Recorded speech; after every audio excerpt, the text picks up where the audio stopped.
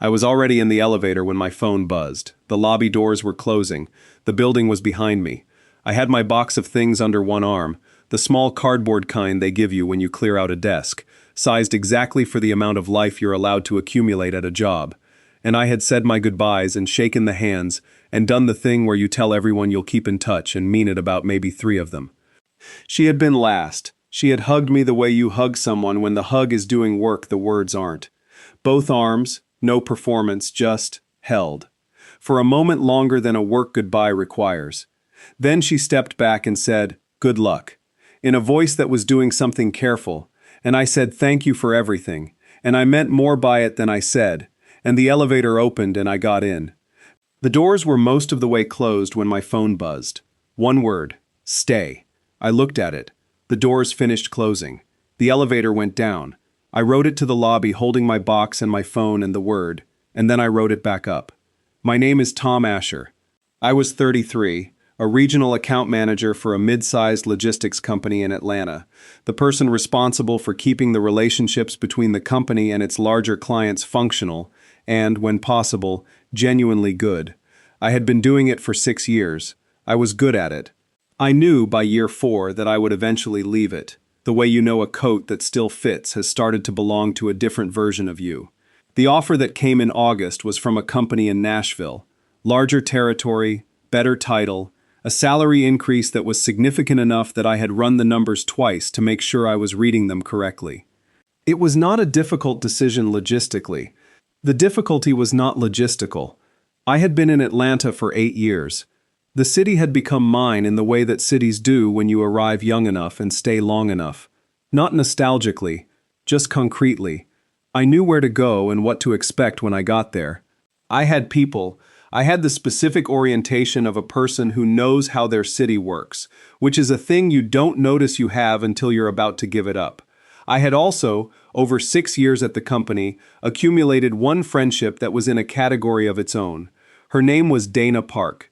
She was the regional marketing coordinator, the person whose job intersected with mine often enough that we had developed, across 6 years, the particular close working fluency of 2 people who have spent a lot of hours solving the same problems from different angles. She was 31, organized in the specific way of someone who organized not because their nature demanded it, but because they had decided it was the right way to operate, and had then gotten very good at it. She had a directness about the work that I respected. She had a humor about everything else that I had been relying on. I understood at some point in year 4, as a structural element of my weeks. I had not examined this too carefully. I had simply allowed it to be what it was. The 6 years had produced the specific texture of a friendship that lives mostly at work but is not contained by work. We ate lunch together at the place on Peachtree we had walked to enough times that the staff knew our order. We had the kind of professional shorthand that means sentences don't need finishing. When one of us was in a meeting that was going wrong, you could tell across the table, and after the meeting there was a specific look exchange that covered the entire debrief. Outside of work, we had overlapped at the company holiday parties and the occasional happy hour that involved the right combination of people. We texted about work things, but also about non-work things, in the way of 2 people whose friendship had outgrown the category of work friends without either of them remarking on it. I knew about her family in Savannah and the complicated relationship with her younger sister and the cooking project she had started during the pandemic that had become a real thing rather than a lockdown phase. She knew about my apartment situation and my running habit and the falling out with a college friend that I had mentioned once and not again, and which she had never brought up again but had not forgotten.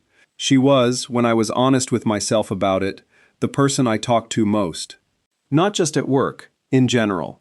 I had been honest with myself about this, quietly, and had not done anything with it, for reasons that felt reasonable while I was inside them. We were colleagues. The working relationship was good. The friendship was good. The categories were established.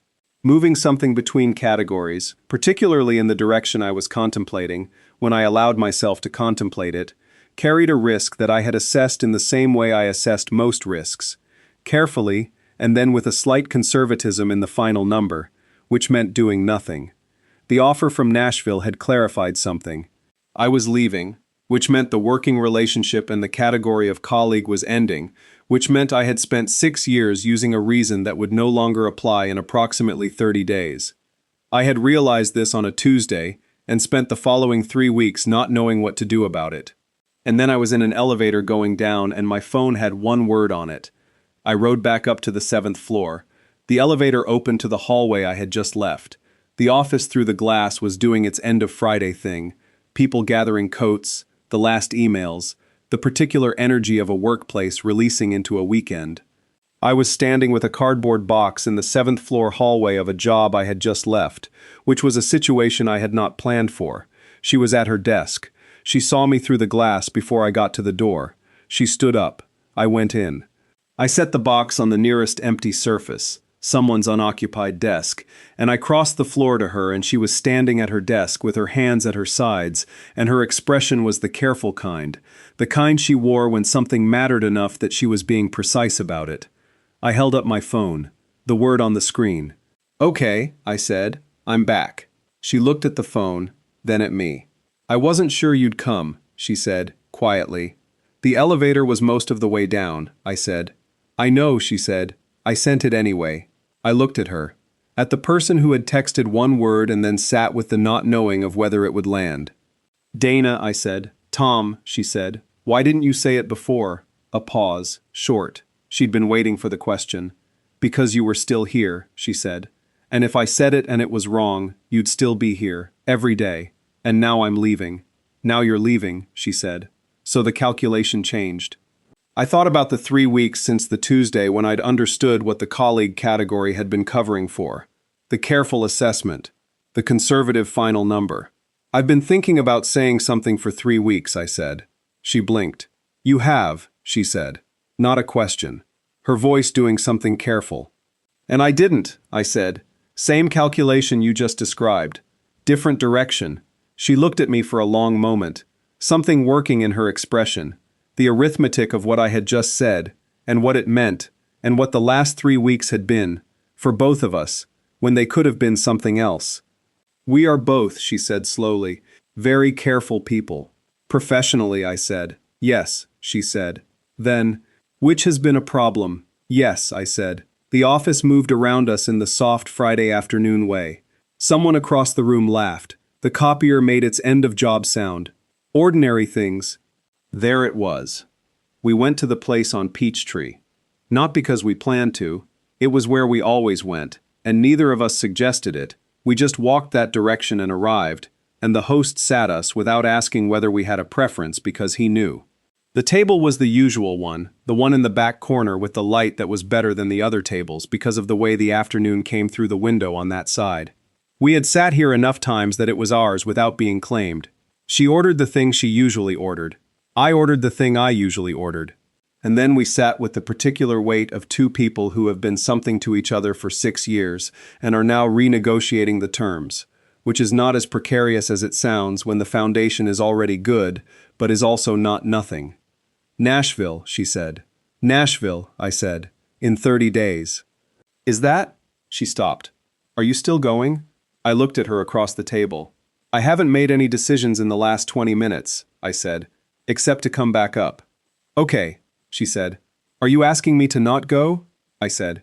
Not to pressure the answer, but because I needed to know the size of what was being asked. She was quiet for a moment, precise about her answer the way she was precise about most things. "I'm asking you to know," she said, "before you go, what you're leaving." I held the look. "I know what I'm leaving," I said. She nodded once. Something in her face that was not quite settled. "Say it," she said, gently. I sent one word, "You can say it." I exhaled once, slowly, the kind of breath you take when you are about to stop being careful. "You're the person I want to tell things to," I said. "Every day. You're the first call I want to make when something happens, and the first person I want in the room when something goes wrong."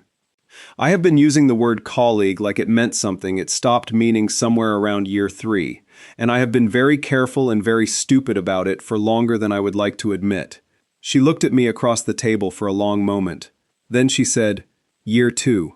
I looked at her. "Year 2 for me," she said. "The Henderson account. You stayed late and we ordered Thai and you fell asleep on the conference room couch for 20 minutes. And when you woke up, you apologized and I thought, she stopped. The corner of her mouth moved. I thought, I want to still be talking to this person when we're 50. That was year 2, I said. Year 2, she said. I've been careful and stupid for 4 years. I looked at her. At the arithmetic of it, 4 years against 6 years against 2 years where we had overlapped in the same quiet not saying without knowing it. Dana, I said. I know, she said.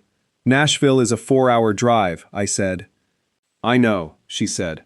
I'm going to need to go, I said. The offer is, it's the right move professionally, and I don't want to. Tom, she said. Yeah. I'm not asking you to not go, she said again. I'm asking you to go knowing this exists, so you can decide what to do with it. I looked at her for a moment. What do you want to do with it? I said. She picked up her water glass and set it down. I want to not have done this at a going away, she said.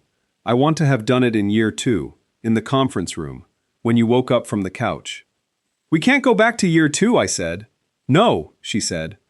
But we have 30 days. The 30 days were not a solution. They were not designed to be. They were 30 days in which 2 people who had been careful and stupid in the same direction for different lengths of time stopped being careful in the same direction and figured out what was actually there. What was actually there was considerable. She came to the apartment to help me pack on the second weekend, and we spent the afternoon doing what packing with someone inevitably produces, the objects that require explanation, the artifacts of a life that are meaningless without context and meaningful with it. A photograph I had to explain, a book she picked up and knew immediately, because she had read it and told me about it in year 3. The specific comedy of 2 people who know each other well discovering how much more there is to know. She stayed for dinner. We ordered from the place we always ordered from when we were working late. We ate at the kitchen table with boxes stacked around us and talked about Nashville, what I knew about it, what I didn't, whether the things I was going to miss about Atlanta were fixable misses or structural ones. What are the structural ones, she said. You, I said. Simply. She looked at her food. I'm not a city, she said. No, I said. But you're the part I can't replace by finding a good coffee shop or learning the neighborhood. She looked up. The table between us, the boxes around us, the particular light of a Saturday evening in a half-empty apartment. What are you going to do about that, she said. Not rhetorical, practical. I'm going to ask you, I said, if you want to see where this goes, on purpose, with both of us knowing what it is. She held the look for a moment, something in her settling. Yes, she said. Yes. Obviously yes, she said. Then, year 2, Tom. I know, I said. I'm sorry it took until the elevator. She shook her head, something wry and warm moving through her expression. You came back up, she said. That's the part that counts. Nashville is 4 hours from Atlanta on a clear day. I know this precisely now in the way you know distances that you drive regularly, the specific mile markers and the rest stop outside Chattanooga, and the way the landscape changes around the Tennessee border in a way that is subtle enough that you notice it only after you've made the drive enough times. Dana made it first, 6 weeks after I moved. A Friday night she drove up after work, arrived at 9:30 with road coffee in the cup holder, and the particular energy of someone who has been in a car for 4 hours and is unreasonably pleased about it. I met her in the parking garage of my building and she got out of the car and I saw her and thought what I had thought the first time. I understood what the colleague category had been covering. There it is. I said, you drove 4 hours. She said, don't make it weird. I said, it's not weird. I'm just noting it. She looked at me. 4 hours is nothing, she said. I would have done it in year 2. We went up. She saw the apartment, the part I'd managed to make look like mine, the part that still looked like boxes. She had opinions about the boxes, which she expressed efficiently. We ate dinner late and talked until 1 in the morning and she slept in the bedroom and I slept on the couch, that I had pointed out I'd now slept on twice in the course of knowing her, which she said proved her theory that I was the kind of person who found the nearest available horizontal surface in moments of fatigue. The conference room couch, I said. The conference room couch, she said. It's a pattern. She drove up 9 times in the first 8 months. I drove down 11. The math of it is not equal. And we have never made it equal. She is someone who, when she wants to go somewhere, goes. And I am someone who has learned from watching her to do the same. Last month she told me, over the phone on a Tuesday, that her company had been discussing a Nashville expansion, a regional marketing position. Nothing confirmed.